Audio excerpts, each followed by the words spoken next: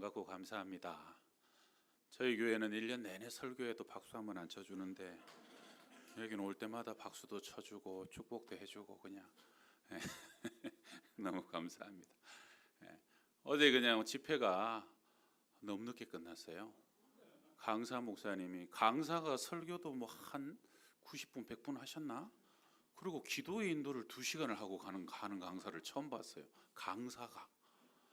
그래갖고 이제 이어받아서 기도에 인도할 우리 목사님들이 기도회도 못하고 강사가 거의 그냥 밤새도록 해주고 가셔가지고, 그래서 우리 다 지금 제정신이 아닌 것 같아요.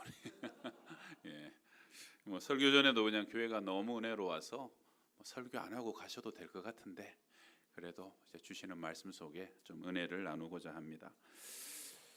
우리 어리석은 부자에 관한 얘기인데, 돈 재정이 참 중요하죠. 제가 지금 담임 목사 9년째인데 전에 안산에서 10년 부목사 생활을 했어요. 하는 동안 동료 목사님 한 분이 저한테 돈을 10만 원을 꿔갔어요. 근데 제가 그 교회 떠날 때까지도 그걸 못 받았어요. 근데 그분이 이제 관계가 있으니까 한 번씩 전화가 와요. 그럼 제가 이렇게 전화번호가 딱 뜨면 딱 이름 보이면 무슨 생각부터 드냐면 돈 주려고 전화했나? 근데 이게 3년 지나고 5년 지나고 잊어버린 것 같아요. 잊어버린 것 같은데 본인은 잊어버리는데 저는 잘 안 잊어버렸어요. 좀 치사하잖아요. 돈 10만 원 뭐 이렇게 줄 수도 있고 잊어버릴 수도 있는데 안 잊어버려지는 거예요. 왜 안 잊어버려질까? 산상수훈에 보니까 예수님이 그러셨잖아요. 네 보물 있는 곳에 마음이 있다고. 그러니까 내 마음이 거기 10만 원어치가 가 있어가지고 그래서 안 잊어버리는 거예요. 빌려간 사람은 자기 마음 아니니까 벌써 잊어버렸죠. 근데 희한하죠. 빌려준 사람은 주식에다가 돈 얼마 넣어놓으면은 맨날 마음이 가 있잖아요. 듣다보고 또 보게 되고. 그래서 재정은 참 중요합니다. 여러분 어디 마음이 잔뜩 가 있기를 원하는 데 있으시면 돈을 짱 박아 놓으시면 항상 마음이 가니까. 그러니까 저 하늘나라에 마음이 가 있으면 어떻게 해야 돼요? 하늘나라에 돈을 보물을 쌓아 놓으면 그러면 내 마음도 거기 있다. 그래서 어떤 사람은 뭐 교회에서 돈 얘기하냐 그러는데 그렇지 않아요. 여러분 뭐 아들아 사랑한다. 너밖에 없어. 밥값은 10,000원씩만 내라. 그런 엄마 없잖아요. 여보 사랑하는데 월급은 못 준다. 살림 알아서 해라. 그런 것도 없잖아요. 재정과 마음은 항상 같이 가는 것이고 우리의 믿음의 중심도 같이 가는 것이다. 오늘 이제 어리석은 부자의 이야기는 13절에 시작되는데 무리 중에 한 사람이 이르되 선생님 내 형을 명하여 유산을 나와 나누게 하소서. 이 집안에 유산 상속 문제가 좀 있었던 것이죠. 아마 누가 돌아가면서 유산을 배분하고 나눠주는데 그게 좀 갈등이 있었던 거죠. 예수님 시대나 지금이나 돈 나누고 유산 나누는 거 이거 참 여러분 유산을 나눌 수 있다는 것은 복이잖아요. 축복이잖아요. 대단히 감사한 일이고 물려줄 거 하나도 없는 집안도 많잖아요. 물려주니까 얼마나 감사해요. 근데 감사의 이유가 분쟁이 되고 나중에 여러분 돈 때문에 형제도 안 보고 가족도 안 보고 그런 집안 많아요. 저희 교회도 저 와서는 그런 일 없었는데 저 오기 전에 여러 집이 그랬다 그러더라고요. 막 심지어는 막 중직자고 항존직이고 이러는데 그냥 형제가 유산상 때문에 소송 몇 번 하더니 어느 집안이 떠나보고 지금도 연락 안 한다는 거. 그러니까 여러분 이게 중요한 게 사람이 돈보다 커야 됩니다. 돈이 사람보다 크면은 항상 문제가 되는 거예요. 유산을 물려주는 것은 좋은 일인데 그 좋은 일이 오히려 시험거리가 된다는 거. 그래서 하나님은 먼저 우리에게 복을 주실 때 그릇을 키우시고 사실은 그리고 사람은 각자 정해진 분량의 그릇이 있거든요. 그 그릇만큼만 주님께서 채워주는 것이 복이지 투머치하게 너무 많이 가지려고 해도 그것이 우리에게 결국은 영적인 유익이 안 된다는 거예요. 제가 동료 친구 목사님도 한번 이제 아버님이 돌아가셨어요. 어머님도 돌아가시고 그게 아버님이 장로님인데 목사님 중에 부자가 별로 없는데 그 집은 좀 부자였던가 봐요. 그래서 아버지 장례를 치르는데 형제예요. 남동생이 하나 있대요. 근데 그 남동생이 이게 장사를 하고 사업 수완이 좋은 애라 장례를 하는 동안에 아버지 집에 가가지고 챙길 거 다 챙기고 그리고 장례를 하는 동안에 정리할 걸 정리를 하고 그걸 장례 나중에 다 끝나고 알았어요. 이 목사님은 목회마다 보니까 그런 거예요. 몰랐던 거예요. 하고 나중에 보니까 막 동생이 막 약삭 빠르게 다 챙기니까 이 나중에 이렇게 사모님이 약간 좀 서운하기도 하고 화가 나서 아니 도련님 뭐 좀 그러실 수가 있냐고 이러니까 근데 이제 목사님이 그때 뭐라 그러냐면 장남인데 아버지가 나중에 주의 종 돼야 된다 그래가지고 공부도 많이 시켜주고 하여튼 사랑을 많이 줬대요. 옛날에 장남 사랑 있잖아요. 그랬더니 이 목사님이 사모님한테 여보 나는 자랄 때 아버지 사랑을 많이 받았잖아. 동생은 나보다 아버지 사랑 못 받아서 이제라도 아버지 거 많이 갖고 싶어서 그런가 봐. 그러더래요. 그래서 사모님이 그 말 듣고 마음의 위로가 돼야 안 돼요? 보기보다 세속적이시네. 사모님이 그 말 듣고 마음에 존경하게 됐다는 거예요. 야 목사님이. 사실은 그게 그 집이 사모님도 부자야. 그러니까 양집 다 줄 게 많아. 우리끼리 얘기해 우리끼리 없는 사람들끼리. 그래서 어쨌든 그래서 위로가 됐다는 거예요. 그러다 보니까 형제도 잃지 않고 사모님한테 아내한테 존경도 없고 목사로서 하나님 앞에서 부끄럽지도 않고 여러분 사실은 목사라도 이런 상황에 그렇게 얘기할 사람 많지 않아요. 진짜 많지 않아요. 돈이라는 것은 정말 정직하거든요. 서운하고 돈 앞에 장사 없는 거예요. 돈은 힘이 세요. 진짜 힘이 세요. 저도 목회 이제 담임 목회 9년 하고 목회 한 25년, 28년 하는데 정말 청년들도 많이 변하고 성도들도 많이 변해요. 많은 부분에서 훈련받고. 그런데 참 잘 안 변하는 분야는 돈이에요. 돈. 맞다고 목사님 말씀 너무 은혜롭다고.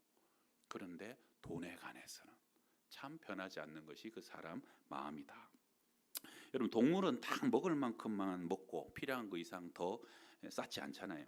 시베리아를 가기 위해서 저 태평양을 건너가는 기러기가 개나리 보찜을 지고 가는 법은 없어요. 그냥 하나님을 믿고 가는 거예요. 그런 그 태평양을 건너는 동안에도 하나님이 먹이시고 입히셔서 대륙을 횡단하게 하시고 또 해가 돌아오면 다시 찾아오게 하시고 참 하늘의 새를 먹이시고 들의 백합화를 입히시는 하나님. 그런데 이 탐심이라는 것은 힘이 강해요. 자꾸 움켜쥐게 하고 탐심은요 그 속에 내 에너지 정열 시간 다 소진되게 만들어요. 그래갖고 탐심은 어느 순간 보게 되면 감사도 없애버리고 행복도 없애버리고 기쁨도 없애버리고 좋은 관계도 다 파괴시켜버리고 조금만 더 조금만 더 조금만 더 언제까지요? 죽을 때까지. 제가 저기 미국에서 잠깐 산 적이 있었는데 그때 이제 저 아내가 어느 날 이렇게 미국에 살 때는 우리도 막 그때 가난하고 막 힘들고 하여튼 여러분 혹시 이 제주도가 고향 아니신 분은 나그네 인생 사는 거는 참 외롭고 힘들잖아요. 항상 뭔가 중압감과 불안함도 있고. 근데 특별히 이제 저는 조금 이렇게 준비해서 갔는데도 좀 지나니까 그냥 금방 동이 나버리고 뭐 거지 정도는 아니지만 굉장히 어렵게 살 때가 있었는데 한 번은 어느 목사님이 설교 때 그런 얘기를 하시더라고요. 구약의 율법에 보게 되면은 추수할 때 떨어진 이삭은 줍지 마라. 귀퉁이까지 싹싹 베지 말고 거기는 고아와 과부와 나그네 위해서 좀 남겨둬라. 그런 거 있잖아요. 그러니까 그거는 부자에만 하는 말이 아니고 가난한 사람들도 떨어지는 거 줍지 말고 귀퉁이까지 베지 말고 그러면서 여러분들도 여러분의 삶의 이상만큼은 나누면 살았으면 좋겠습니다라고 그렇게 도전을 하는 거예요. 근데 굉장히 은혜로웠어요. 저도 그때 인생에 있어서 제일 힘들 때라 누구를 그때 나눈다 베푼다 생각을 못할 때였거든요. 그래갖고 저랑 아내랑 그때 여보 그럼 우리도 참 지금 이민 유학생활 힘들 때지만 뭘 나눌까? 그러다 보니까 그때 우리가 미국은 1년 동안 이렇게 잘 살고 신용거래를 잘해야 크레딧 카드를 줘요. 그러니까 그때까지 크레딧 카드가 없었어요. 그러니까 이제 현찰로 그리고 캐시카드로 하다 보니까 이게 동전이나 거스름돈이 남는단 말이에요. 그럼 그걸 저도 차에다가 이렇게 넣어두고 집사람도 집에서 노란 뭐 저금통에 하나 쌓고 하는데 거기 이렇게 한 달 정도 되면 이만큼 쌓여요. 잔돈을 계속 옷 갈아입을 때 넣고 하니까 이만큼 쌓인단 말이에요. 그리고 이제 제가 살던 아파트 옆에 그 저기 재활용 쓰레기장에 그 미국인데도 중국인 할아버지 한 분이 그 손수레 같은 걸 갖고 와서 이렇게 병 같은 거 이렇게 주워갖고 우리 폐지 팔듯이 그렇게 하는 분이 있었어요. 그래서 그분을 만나면 한 달에 한 번 정도 그 있었던 것을 그분한테 이렇게 줘요. 그럼 그분은 미국에 오래 산 분 같은데 영어를 한마디도 못해요. 그럼 막 이래갖고 쎄쎄 하고 가셔요. 예, 예. 그럼 뭐 God bless you 하면서 알아듣는지 모르는지 모르면서 간단 말이에요. 한 번은 이제 또 그래갖고 이제 우리가 올 때까지 계속 그렇게 했는데 한 번은 6학년 된 이제 아들이 옆에 차에 타고 있다가 어딜 가는데 할아버지가 가더라고요. 그래서 이제 문을 내리고 할아버지랑 똑같이 그걸 이렇게 집어갖고 이렇게 하니까 할아버지가 늘 주니까 이렇게 받았어요. 고맙다 그러고. 그리고 이제 문을 닫고 가는데 옆에 있던 아들이 저보고 그러는 거예요. 아빠 다 준 거야? 다 드렸지 그랬더니 오 맨날 드려? 모이면 할아버지 만나면 저렇게 드려 그랬더니 우리 아들이 저보고 아빠 내가 보기엔 아빠도 가난한 것 같은데 그거 좀 잘 아빠나 쓰지 그래 그걸 어떻게 주냐고 그래요. 그러니까 저도 보니까 맨날 제가 짜장면도 잘 못 사주고 그러니까 그거 가지고 나 짜장면을 한 그릇 더 사주지 뭘 그렇게 하냐 뭐 익은 거죠 어린 마음에. 그래서 제가 얘한테 무슨 말을 할까 생각하다가 여겸아 우리 어차피 한 달 지나면 안 남어. 아껴도 안 남고 안 아껴도 안 남고 남는 거 하나도 없어. 어차피 다 없어지잖아. 어차피 다 없어질 거 저거라도 주면 하늘에 남는 거야. 말 잘했죠. 이 말은 제가 한 말이지만 참 훌륭한 멘트다. 예, 그러니까 납득이 된지 모르겠지만 여러분 우리 세상 속에 다 소진되고 지나가는 것이죠. 예, 모든 것이 다 사라지는데 과연 하나님 앞에 뭐가 남는 인생이 되어야 될 것인가? 오늘 본문의 부자는 세상적으로는 아주 성공한 사람입니다. 그는 농사를 잘 지었고요. 그리고 하인들도 잘 부렸던 것 같아요. 리더십도 있었던 것 같고. 그리고 그는 잘 생산하는 사람과 함께 또 잘 저장하고 쌓는 사람이었어요. 여러분 많이 벌어도 그냥 어느 순간 다 없어지고 안 쌓이는 사람이 있거든요. 근데 이 사람은 잘 쌓았어요. 그래서 창고를 헐고 더 크게 짓고 내가 거기 쌓아두리라. 그래서 아예 새 곳간을 신축하기로 결정하고 그러면서 마지막으로 모든 것을 다 하고 난 뒤에 자기 자신에게 독백으로 되뇌이는 거예요. 내 영혼아 여러 해 쓸 물건을 많이 쌓아두었으니 이제 평안히 쉬고 먹고 마시고 즐거워하자. 이제 됐다. 이제 이것만 있으면 나는 노후의 삶은 아무 걱정이 없다. 그런데 그날 밤 하나님이 뭐라 그랬습니까? 어리석은 자요 오늘 밤에 내 영혼을 도로 찾으리니 그러면 네가 준비한 것이 누구의 것이 되겠느냐라고 하나님이 그 영혼에게 말씀하시는 거죠. 그러면서 예수님의 마지막 결론입니다. 자기를 위하여 재물을 쌓아두고 하나님께 대하여 부여하지 못한 자가 이와 같으리라. 어리석은 이 바보야. 너의 인생은 세상적으로는 성공한 것 같고 대단한 것 같아도 세상 사람들이 보기에는 너가 부러움을 받는 인생 같아도 하나님 보시기에 이 바보 천치 같은 인생을 산 인생아라고 얘기하시는 거죠. 여러분 저도 신방 많이 다녀보면 연세 드신 분이 가끔 막 지하 새방에 살고 어렵게 살면 자기가 초청하면서도 미안해갖고 아유 목사님 이렇게 좁은데 초청해서 미안해요. 인생 산다고 열심히 살았는데 노년에 늙음막하게 이런 게 인생 잘못 산 것 같아요. 이런 식 얘기를 가끔 하는 분이 있어요. 근데 제가 항상 그렇게 얘기해요. 집사님 인생은 하나님 앞에 가서 하나님이 잘못 살았다 해야 잘못 산 거고 하나님이 잘 살았다면 잘 산 거지 사람이 누가 판단합니까?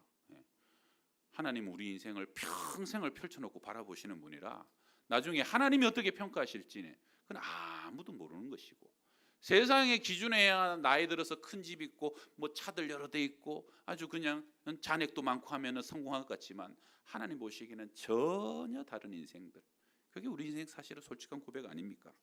어리석은 부자. 뭐가 어리석었을까요? 우리 첫 번째는 사람은 주인이 아니라 청지기입니다. 한번 따라해 볼까요? 시작. 사람은 주인이 아니라 청지기입니다. 오늘 부자는요 말할 때마다 반복하는 것이 있어요. 내가 쌓으리라. 내 곡식, 내 곡간, 내 물건, 심지어 영혼까지 내 영혼아 그러고요. 다 자기 거예요. 내 거. 자기 거 아닌 게 하나도 없어요. 근데 하나님 말씀하시죠. 학계에서 은도 내 것이요 금도 내 것이니라. 만군의 여호와의 말이니라. 내게 어디 있습니까? 여러분 내게 어디 있어요? 그거 참 어리석은 인생이 어디 있어요? 우리 교단에 장로신문이라는 신문이 있는데요. 거기 보기에는 어떤 청년이 교도소 수감하는데 권사님 한 분이 참 어머니처럼 잘 섬겼던가 봐요. 어버이날을 맞아서 그 권사님께 보내는 편지를 어느 날 써놨길래 제가 조금 적어놨는데 읽어드립니다. 어제는 어버이날이었습니다. 저희에게는 꽃이 없습니다. 꽃이 있어도 부모님께 달아드릴 수가 없습니다. 그 작은 일조차도 하나님께서 허락하신 복인 것을 이제야 깨닫습니다. 어린 시절 생각이 문득 납니다. 어버이날 하루 전이면 학교 앞 문방구에서 카네이션을 사려는 아이들로 북적댔죠. 500원, 1,000원, 2,000원 모두 각자의 형편대로 꽃을 삽니다. 라면도 먹고 싶고 떡볶이도 먹고 싶은데 정말 큰 맘 먹고 꽃을 삽니다. 부모님 기쁘게 하려고요. 그런데 그 돈은 누구에게 받은 것입니까? 바로 부모의 돈이지요. 부모의 돈으로 꽃을 사서 부모에게 드리는 이 작은 일에 세상 부모들은 왜 그렇게 기뻐하는 것일까요? 짐작컨대 그 꽃을 가슴에 달아주고픈 자녀의 마음을 알고 있고 그 마음을 기뻐하기 때문이 아닐까요? 다른 곳에 쓸 수도 있는 용돈으로 부모를 기쁘게 해드리는 바로 그 마음을 알기에 부모는 어떤 선물보다도 더 기뻐하는 것 같습니다. 여러분, 하나님이 자녀인 우리에게 꼭 이와 같이 생각하시지 않겠습니까? 다 입혀주고 먹여주고 다 채우고 공급해 주시면서도 내게 주신 것들을 작은 것을 주님께 드리는데 하나님은 참 귀한 것을 너가 나에게 바쳤다, 봉헌했다라고 칭찬하시는 것. 그게 우리의 영적인 삶인 것이죠.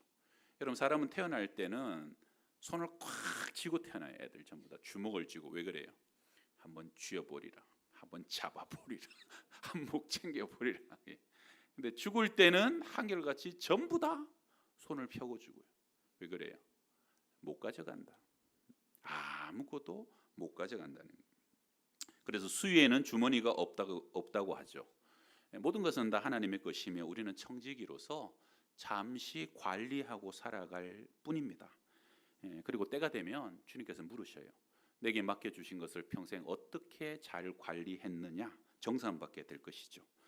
특히 이 자리에 계신 분 중에 부자라고 생각하시는 분은 이 원리를 빨리 깨달아서 자랑하기보다는 나는 청지기다, 잠시 맡겨주신 것이다 하는 것을 꼭 기억하시면 좋겠습니다. 여러분, 부자는 복입니까? 정확히 말하는 부자는 복이기도 하지만 은사입니다. 은사.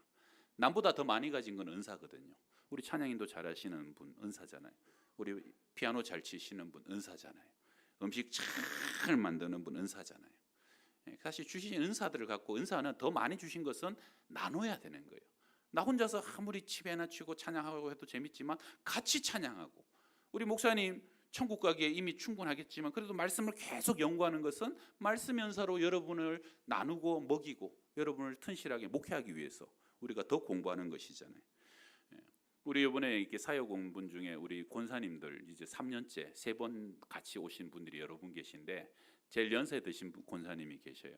그 권사님이 몇 달 전에 암 판정이 나가지고 그래갖고 그냥 항암하고 수술하고 지금도 아직 방사선 치료하는 중에 다른 건 다 놔하셨는데 제주도는 가야 되겠다고. 그래갖고 방사선 하는 중에 잠깐 홀드해놓고 요번에 오셨어요.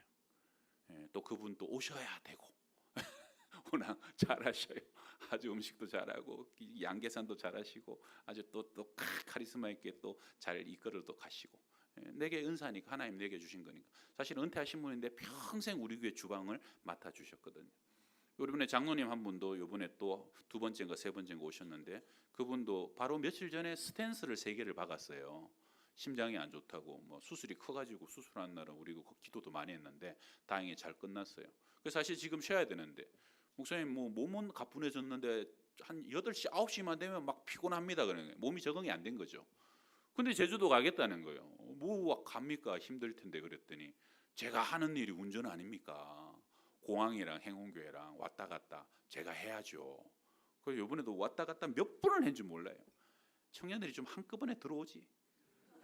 수요일, 금요일, 토요일 막 그냥 아침, 밤, 저녁 그냥. 그러니까 행운이 이게 사실 공항에서 멀어요. 그래갖고 왔다 갔다 하면 막 2시간 아닙니까? 기다리고 하면 막 더 걸리거든요.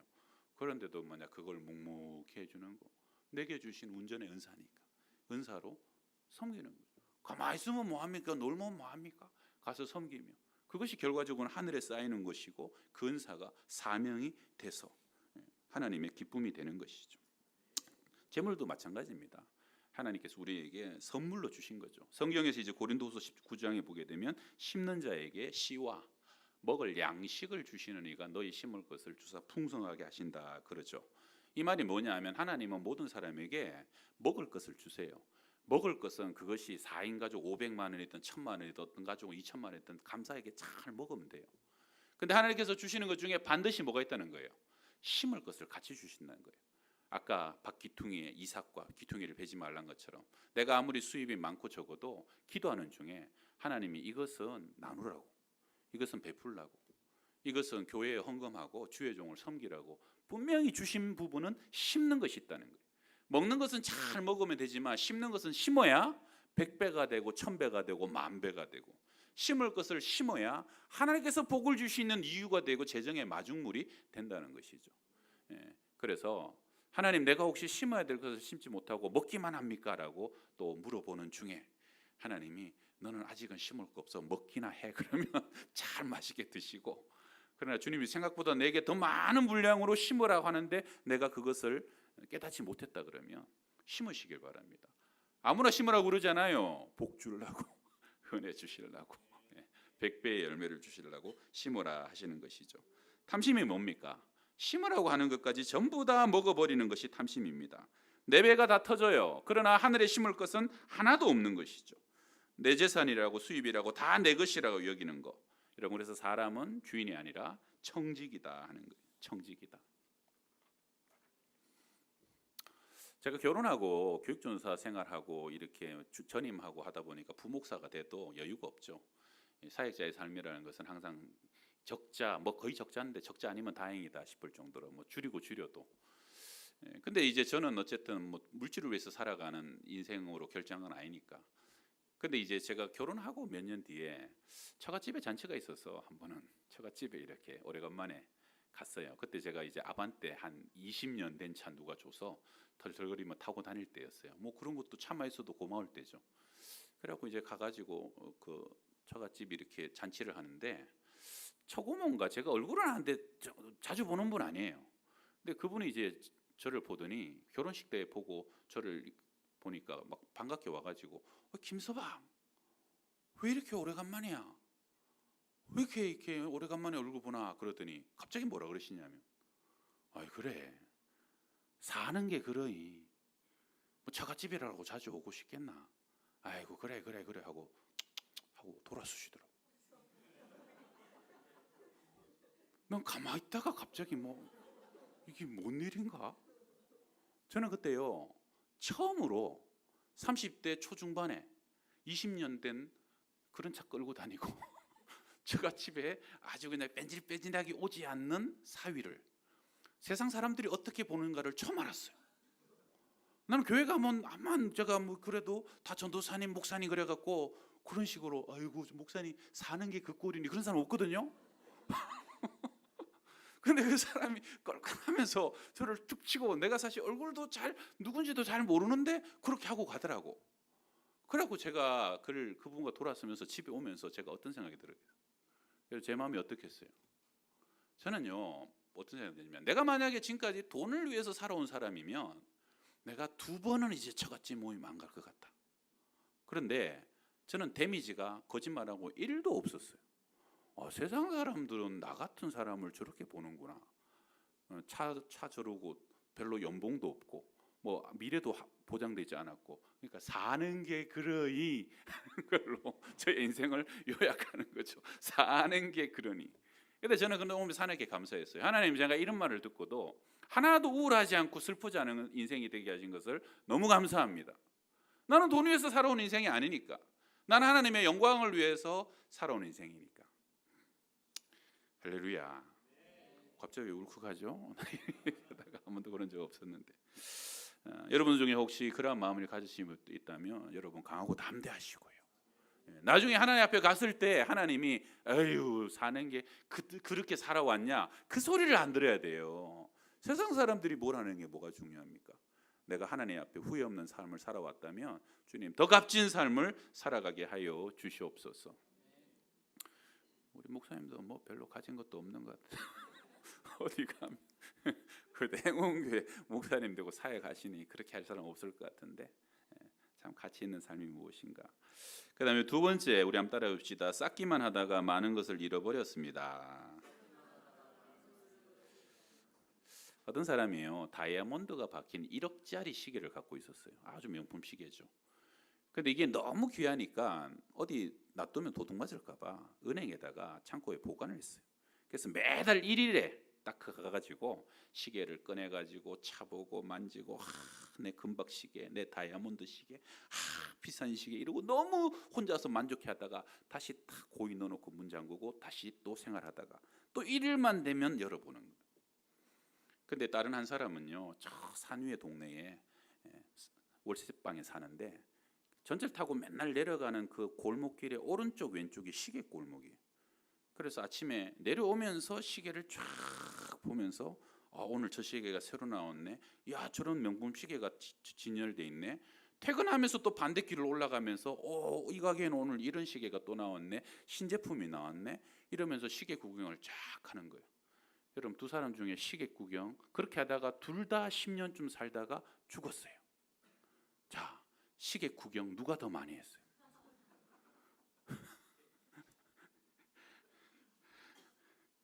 오늘 주님 하나님 말씀하시죠. 어리석은 자여, 오늘 밤 내 영혼을 도로 찾으리니 네가 준비한 것, 네가 그 은행에 보관한 것이 누구엇이 되겠느냐.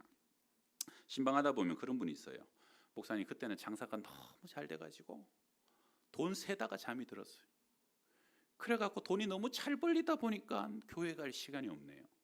근데 웃기죠. 반대로, 목사님, 요즘은 돈이 너무 장사가 안 돼서 돈이 안 벌려요. 그래서 교회 와야 하나요? 그래서 가게 문을 못 닫아요.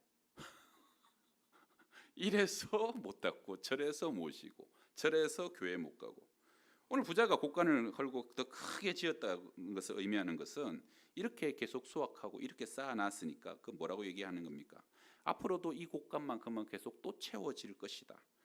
어쩌면 그 곡간의 신축이 첫 번째가 아닐 수도 있는 거예요. 그리고 그 곡간에 새로 짓는데 열을 다하는 동안 점점 자기도 모르게 잃어버리고 있는 것이 있죠.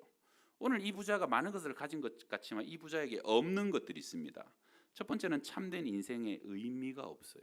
쌓고 쌓는 것이 이 부자의 인생의 목적이었죠. 두 번째는 오늘 본문 안에 이 부자의 이웃이 보이지 않습니다. 그는 어떤 본문 어디에도 나누고 베풀고 친구 삼았다는 것이 없어요. 세 번째는 이 부자는 쌓기만 샀는데 결과적으로는 누리지를 못했어요. 쌓고 제대로 누리지를 못하고 인생이 끝났다는 거죠. 마지막으로 이 부자에게는 죽음 이후의 삶에 대한 준비가 없었어요. 자신은 평안히 먹고 마시고 쉬고 즐거워하자 했지만 죽음 이후에 결국 이 부자는 아무것도 준비하지 못한 채 가장 급히 서둘러 아무것도 가지지 못하고 하나님 앞에 서야 됐다는 것이죠. 결국은 평생 쌓고 쌓는데, 창고를 짓는데 인생의 모든 시간을 다 소진하고 말았다는 것이죠. 이 부자가 무엇을 착각한 겁니까? 이 부자가요, 착각한 첫 번째는 내가 쌓은 것을 다 쓸 수 있을 만큼 내 생명은 연장될 것이다 라고 착각했습니다. 저만한 돈이면, 저만한 소유면 건강도 유지될 것이고 병도 오지 않을 것이고 저 돈 다 쓸 때까지 내 생명은 유지될 것이라고 착각했다는 거예요. 이 교회는 보니까 주로 젊으신 분들이 많은데, 자, 제가 한번 물어볼게요. 여러분 지금 솔직히 말해봐요. 솔직히 나는 앞으로 몇 년은 최소 더 산다고 생각해요. 저도 올해 이제 쉰 하나인데 이제 52를 향해 가는데 저도 앞으로 최소 30년은 더 산다고 생각해요. 한 50년은 더 살 것 같죠. 어떤 분은 나는 그 이상도 더 살지, 나름대로 생각하는 기대 수명이 있다는 거예요. 근데 여러분, 낙골당이나 공동묘지 혹시 장례 치르러 가시면요, 시간 되시면 이 사람 몇 살까지 살다 죽었나 하고 한번 쫙 돌아봐요. 실제로 돌아보게 되면 우리가 생각하는 70, 80, 90 못 채우고 돌아가신 사람이 생각보다 엄청 많아요. 보통 그렇게 일찍 단명할 때는 조문객들을 부르지 않아요. 목사들은 많이 가죠. 근데 여러분, 장례터나 낙골당 가서 보시면 생각보다 단명한 사람들이 정말로 많다는 것이죠. 우리 코로나 때 얼마나 많은 분들이 돌아가셨습니까? 생각지 않은 그 팬데믹 때 미국에서 엄청난 뉴욕에 엄청난 시체 더미가 쏟아져 나오고 경제대국인 이탈리아와 일본 할 것 없이 우리 인생은 우리가 모르는 것이죠. 내가 몇 살까지 살 것인가 모르는 겁니다. 내일 주님이 나에게 오라 그러실지, 내가 몇 년 뒤에 주님이 오라 그러실지. 사실 우리의 가장 지혜로운 삶은 오늘 부르셔도 나는 후회 없는 그러한 삶을 살아가는 것이죠. 어느 목사님이 장례를 가셨는데 미망인 부인이 두 딸과 함께 그렇게 슬퍼하면서 일찍 돌아가신 남편 애도하는데, 근데 이 미망인이 그냥 혼자서 통곡을 하다가 계속 습관처럼 그놈의 화장실 때문에 그놈의 화장실 때문에 그 얘기를 하는 거예요. 그래서 목사님이 저게 무슨 사건인가 들어봤더니 이 남편이 딸 둘이랑 아내, 집안에 여자만 셋이에요. 그래갖고 화장실 하나 있는 집에서 하는데 아침마다 애들이 크다 보니까 전쟁인 거예요. 전쟁. 여자애들 화장실 오래 쓰잖아요. 그래갖고 애들이 서로 싸우니까 내가 빨리 일해서 어떻게 하든 화장실 2개 있는 집으로 옮기고 보자. 그래서 이 아빠가 막 낮근무 밤근무 야간 가리지 않고 얼마나 열심히 착한 사람이에요. 가족을 너무 사랑하는 사람이에요. 그렇게 해서 밤낮 없이 일하다 보니까 어느 순간 과로로 심장마비로 죽어버렸다는 거예요. 그래서 싸늘해진 남편 시체를 앞에 보고 너무 착한 사람이었고 너무 부지런한 사람이었는데 결과적으로 보면 그 남편이 참 어리석은 인생이었다는, 자기는 그렇게 과로해도 무탈할 것이다, 넓고 편안한 집만 가게 되면 우리 가족은 얼마나 행복하고 즐겁게 누리면서 살아갈 수 있을 것이다 라고 생각했는데 사실은 자기 앞에 남은 시간은 얼마 있지 않다는 것을 본인은 몰랐다는 것이죠. 여러분, 통장에 얼만큼 채워지면 행복할 것 같습니까? 여러분의 직장이 어느 정도 승진하게 되면, 여러분의 자녀를 어디까지 진학시키고 우리 자녀들을 어떻게 결혼시키면 어느 정도 기반 잡으면 나는 편안하게 먹고 마시고 누리고 살 것이라고 생각합니까? 내가 그렇게만 해놓고 그때부터는 이것도 하고 저것도 하고, 그때부터는 교회 봉사도 좀 더 하고, 그때부터는 헌금도 좀 더 하고, 그때부터는 내가 이렇게 더 가치 있는 삶을 살라고 생각하고 계시지만 생명은 내 마음대로 조정할 수 있는 것이 아니라 생명의 시간이 내가 생각한 것까지 기다려주는 보장도 없다는 겁니다. 여러분, 건강한 사람이 전부 다 장수합니까? 골골한 사람이 금방 단명합니까? 아니에요. 골골백세라는 말도 있고요. 그것은 모르는 거예요. 하나님이 우리의 생명을 얼만큼 정해놓은 거. 생명이라는 한자 뜻 자체가 살라는 명령이에요. 살라는 명령. 그래서 사실은 하나님이 너는 여기까지 오늘 이 시간까지다 그러면 가야 되는 거예요. 살라는 명령이에요. 내가 건강하다고 오래 사는 것처럼 보여지지만 사실은 하나님이 우리의 생사는 정해놓으셨다는 거예요. 정확한 그때 우리를 부르시기 때문에 우리는 알지 못하는 것이기 때문에 오늘 주님 오셔도, 내가 오늘 주님 앞에 가도 나는 후회 없는 그런 하루를, 마지막 날 같은 하루를 살아가고 있습니다라는 그런 고백이 여러분 가운데 꼭 있을 수 있기를 축원합니다. 모세의 시편 90편 한 편, 유일하게 모세가 지은 시편이죠. 거기 유명한 구절, 우리에게 우리날 계수함을 가르치사 지혜의 마음을 얻게 하소서. 참된 지혜, 최고의 지혜는 나의 남은 날수를 계수하고 그것을 깨닫고 오늘 하루를 후회 없는 하루로 살아가는 것이 인생의 최고 지혜라는 것이죠. 자, 우리 마지막 세 번째 한번 따라합니다. 없어질 것을 선용하여 없어지지 않는 것을 남겨야 합니다. 이제 오늘 말씀의 결론입니다. 그럼 어떻게 살아야 됩니까? 우리 누가복음 16장에는 불의한 청지기 비유가 나와요. 어느 청지기 집에 불의한 청지기가 있었는데 이 청지기가 어느 날 주인이 너 이제 얼마 못 가서 내가 너를 자르겠다 하고 이제 통보를 한 거죠. 그러니까 이 청지기가 어떡할까? 야, 내가 땅을 파자니 힘이 없고 피를 먹자니 부끄럽고 어떡할까? 그러다가 옳지, 이렇게 하면 되겠구나. 지금까지 그 집에 자기에게 빚진 사람을 부릅니다. 그래서 너 얼마 빚지냐? 기름 100마리인데요. 야, 여기 50마리라고 쓰라. 너 얼마냐? 저는 100석인데요. 야, 너 여기다가 80석이라고 쓰라. 그러면서 깎아줍니다. 어떤 사람은 이게 상식적으로는 이게 옳은 일인가 하지만 이 비유의 의미는 뭐냐면 그 청지기가 자기의 고난과 힘과 자리에서 베풀 수 있는 것을 베풀고 자기의 역할 속에서 줄 수 있는 것을 주면서 사람의 마음을 사는 거예요. 그 내 자리 속에서 이 자리가 없어지기 전에 그 사람의 마음과 환심을 사라는 거예요. 그래서 뒤에 보게 되면은 예수님이 뭐라 그러시냐면 내가 너에게 말하노니 불의의 재물로 친구를 사귀라. 그리하면 그 재물이 없어질 때에 그들이 너희를 영주할 처소로, 영원한 처소로 영접하게 된다는 것이죠. 이게 우리 인생의 참된 지혜입니다. 여러분, 내가 지금 가진 것으로 여러분 모든 재물이든 재능이든 시간이든 건강이든 젊은이든 아무리 꽉 쥐고 있어도 손안에 모래 빠져나가는 것처럼 술술술술 다 빠져나가잖아요. 언젠가는 다 없어집니다. 50이 지나면 인물 자랑할 것도 없고 다 평준화되잖아요. 피부도 다 비슷해지고 60이 지나면 배운 사람이나 안 배운 사람이나 다 비슷비슷해지고, 그렇죠? 70이 지나면 옛날에 재산 많았던 사람이나 없었던 사람이나 신방해 보면 사는 게 비슷비슷해요. 여러분 80이 되면 건강한 사람이나 안 건강했던 사람이나 다 수치고 안 아픈 때가 없어요. 90이 되면 그 다음 뭐라 그럽니까? 살아있는 사람이나 돌아가신 분이나 큰 차이가 없다. 그 인생이 점점 다 사라지고 없어지기 때문에, 그러면 지금 내가 가진 게 뭐냐? 여러분, 저는 목사잖아요. 제가 사실은 50대 초반에 남자로 일반인 자연인이잖아요. 근데도 장례집에 가서 제가 예배 한번 인도해 주면 너무 고마워해요. 제가 지나가는 애들 안수 한번 해주면 부모님들이 너무 감사하게 생각해요. 제가 신방 가게 되면 담임 목사님 신방 오셨다고 너무 귀하게 생각해요. 그럼 제가 속으로 그렇게 생각합니다. 이 아무것도 아닌데, 그냥 50대는 그냥 남자 자연인일 뿐인데 내가 이 자리에 있으니까 그것을 귀하게 봐주는 거.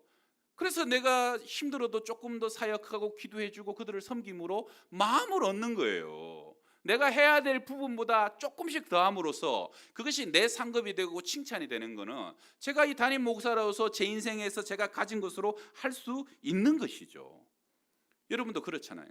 저도 행운교회 하다 보면은 뭐 어느 장로님이 뭐 필요하니까 차를 쓰라고 차를 준다든가, 그것도 있는 차지만 그것을 주의 일을 위해서 잠시 빌려줌으로써 하나님의 일에 동참하는 거 아닙니까?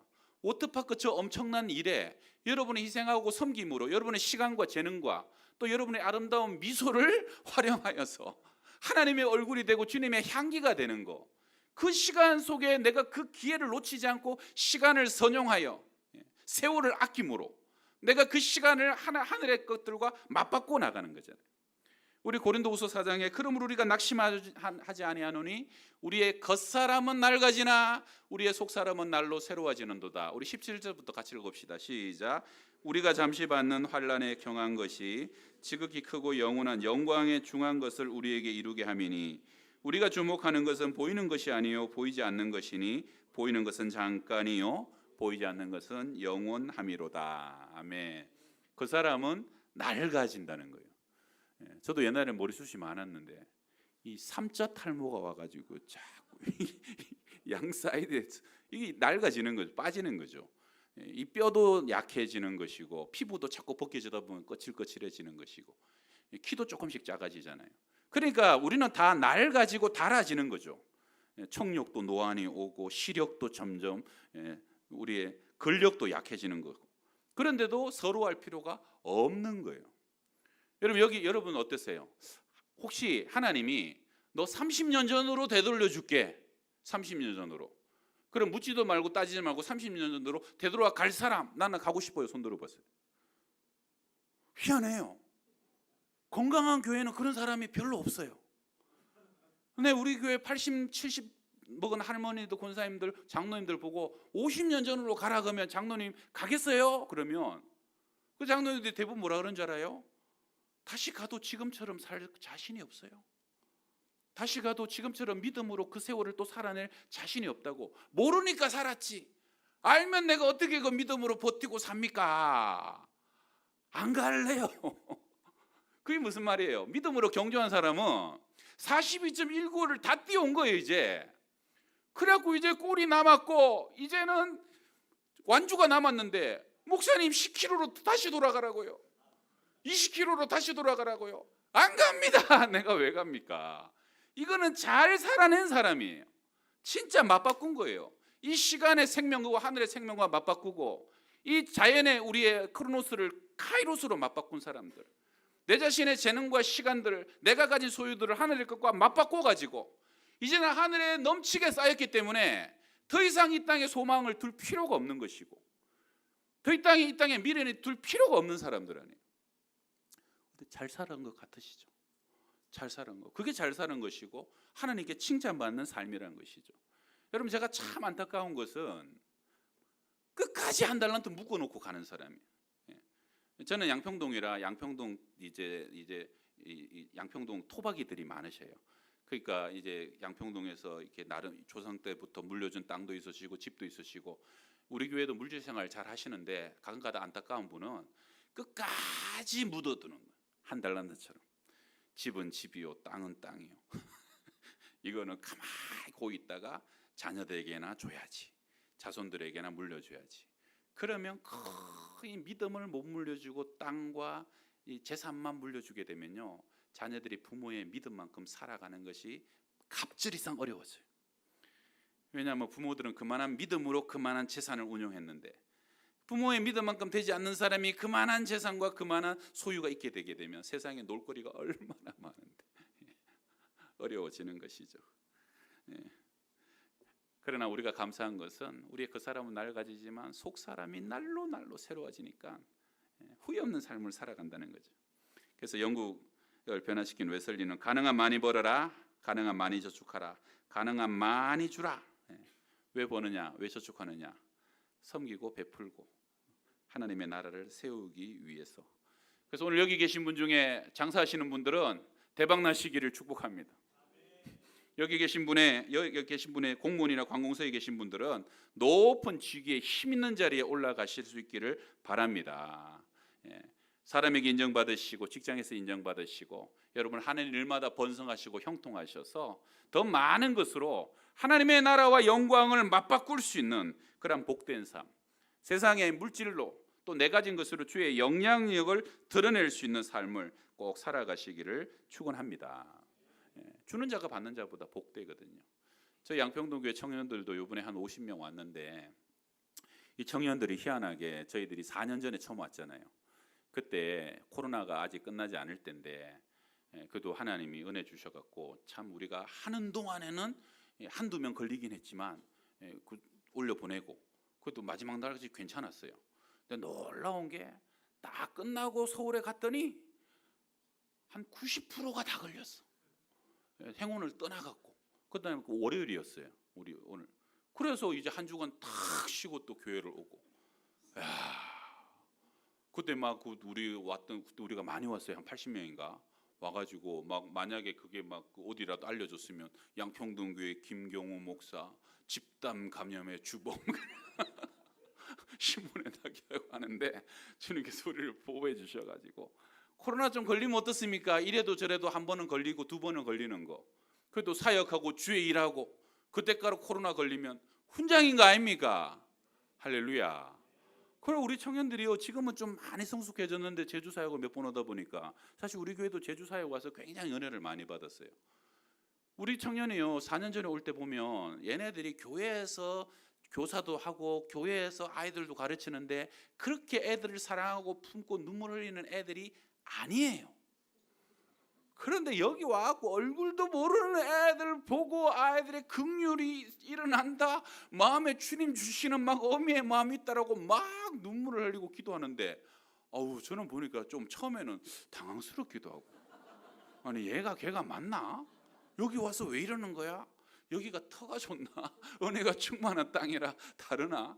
야, 이게 여러분 하나님이 교회와 교회와 만나고 성도가 연합하니까 더 큰 은혜를 주시네. 능력을 주시는 거, 강물 같은 긍휼과 사랑을 부어 주시니까 사실은 우리도 은혜 받고 행운교회도 기쁨이 넘치고, 저희 교회가 청년부가 코로나 전보다 지금 2배가 더 많아졌어요. 저희 교회 청년들이 요즘 한 80명 정도 모여서 예배드려요. 코로나 전에는 한 40명 정도 예배드렸거든요. 근데 그 청년부 부흥하고 뜨거워지는데 행운교회 사역이 굉장히 큰 역할을 차지하게 됐다는 거예요. 우리 행운교회 때문에 양평동 교회가 복을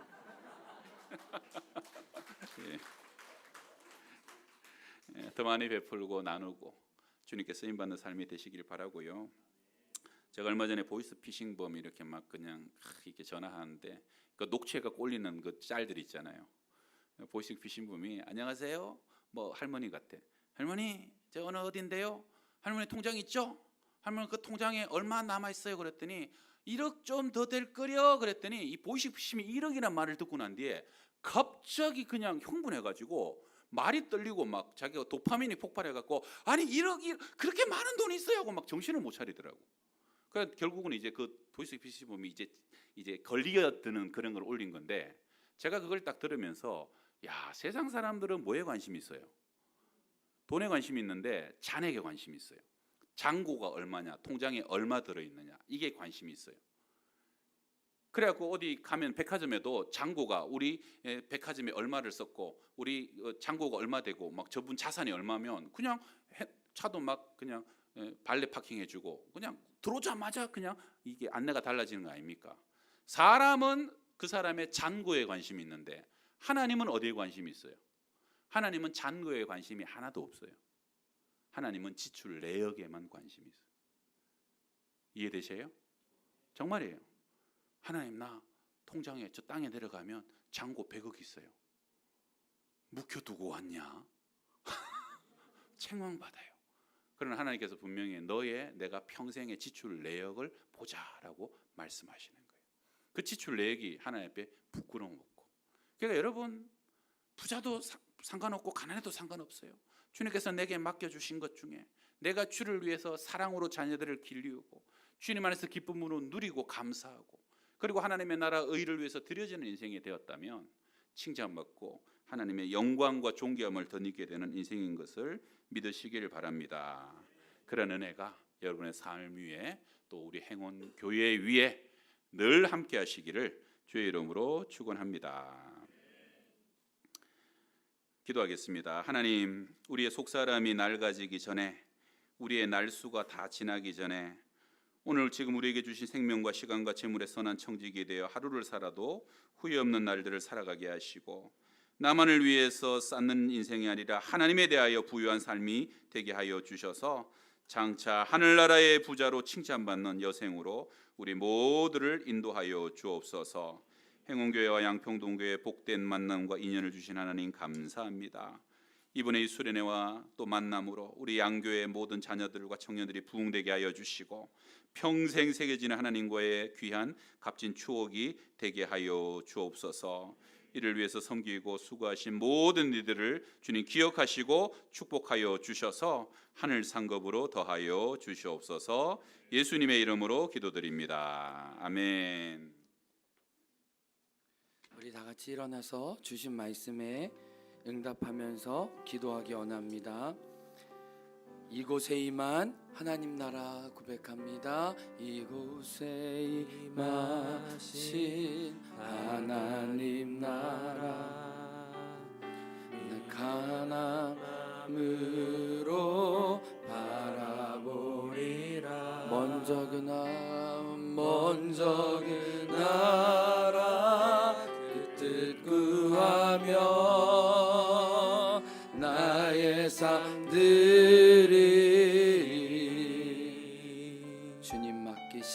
주님이 맡기신 하나님 나라 믿음의 눈으로 바라보리라. 하늘의 뜻이 이 땅 가운데 완성될 그날까지 믿음 다하여 그 위에 서리라. 하나님의 나라는 무너지지 않으리. 믿음 다하여 그 나라 세워가리라. 주님 믿음 다하여 그의 서리라. 믿음 다하여 그 위에 서리라. 하나님의 나라는 무너지지 않으리.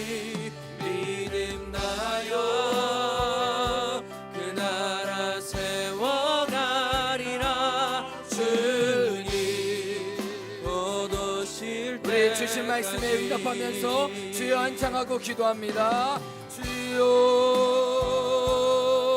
하나님 오늘도 우리에게 말씀 주시는 주님 감사합니다. 하나님 나라의 영혼의 부유한 자가 되게 도와주옵소서. 하나님 나라의 정의로 살게 도와주옵소서. 하나님 그 나라의 심판 앞에 부끄러운 남을 기억하구나. 하나님 영혼을 소유하는 자 되게 도와주옵소서. 하나님 나라의 부유한 자 되게 도와주옵소서. 주님 우리에게 믿음을 다시 허락하여 주옵소서. 하나님 너도 교회에 다니는 하나님의 사람들과 하나님을 허락하여 주옵소서. 하나님의 부유한 자 되게 도와주시는 우리에게 머무게 도와주옵소서. 하나님의 나라는 무너지지 않으리. 믿음나여 그 나라 세워가리라. 주님 거두신 믿음나요 그 위에 서리로. 믿음나요